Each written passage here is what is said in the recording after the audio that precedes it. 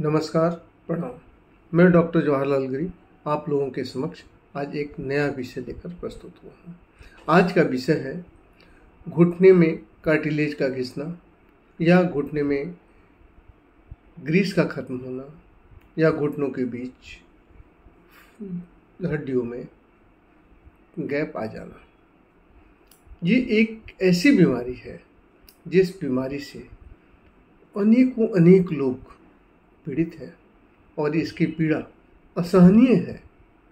जैसे जैसे उम्र बढ़ती है वैसे वैसे इसकी पीड़ाएं भी बढ़ती जाती है। सवाल है, होता क्यों है? आखिर घुटनों के बीच गैप क्यों आ जाते हैं? आखिर उसका क्रीस कम कैसे हो जाता है, या यूं कहें कि उसके बीच की कार्टिलेज कैसे घिस जाती है?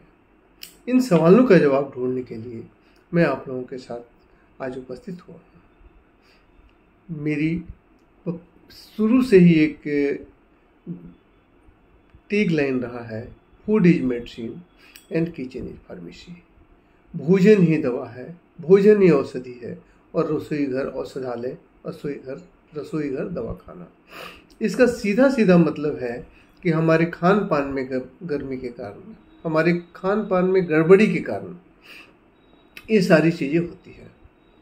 इसका मतलब हमें अपने जीवनचर्या को व्यवस्थित करना है, हमें अपने खान पान को सुधारना है, हमें वो चीज़ें खानी है जो केवल स्वादिष्ट ही न हो बल्कि पौष्टिक ही हो। हमारे शरीर में जो रोगाणु हैं, जो रोग उत्पन्न होते हैं, उससे लड़ने की क्षमता रखता हो, या ऐसा कहें कि हमारे शरीर की इम्यूनिटी पावर इतनी हो कि हम उन सारों से लड़ सकें। अब मैं आपको बताऊं कि कुछ चीज़ों के कारण, जिन चीज़ों के कारण भी हमारे कार्टिलेज घिस जाते हैं, उसे हम ठीक कर सकते हैं नेचुरोपैथी से।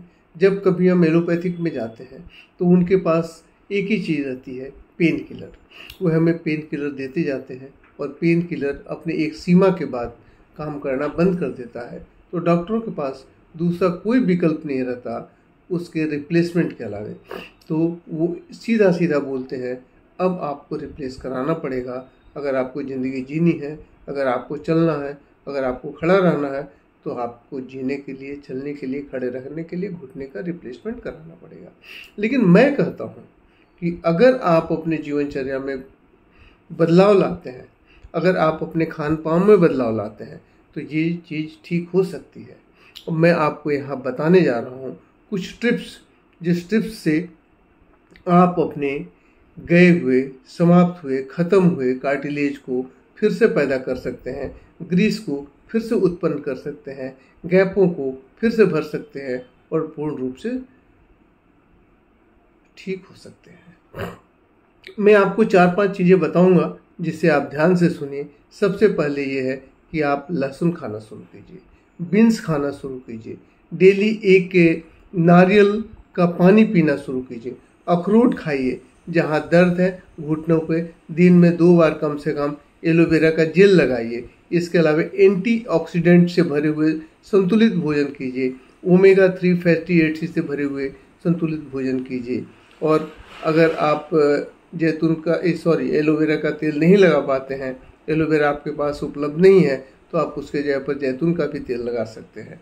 इसके अलावा मैं आपको एक नुस्खा बताता हूँ। उस नुस्खे से अगर आप काम करेंगे तो 6 महीने के अंदर आपका कार्टिलेज बनना शुरू हो जाएगा।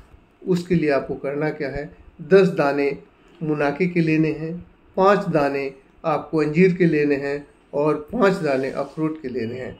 और इसे साफ़ सुथरा करके एक साफ़ सुथरे बर्तन में शुद्ध जल में 12 घंटे के लिए फुला देना है, मतलब रात में फुला देना है, और सुबह में इसे खाली पेट चबा चबा कर खा लेना है। ऐसा अगर लगातार आप 3 महीने करते हैं और इसके साथ साथ आप अपने घुटनों पे जैतून का तेल मालिश करते हैं या एलोवेरा लगाते हैं, तो मैं आपको निश्चित रूप से ये बता सकता हूँ कि आपका कार्टिलेज फिर से बनना शुरू हो जाएगा। लेकिन ये काम नियमित रूप से होना चाहिए और बिना नागा के, बिना किसी बीच दिए हुए इसको लगातार 3 महीने 90 डेज आपको करना पड़ेगा।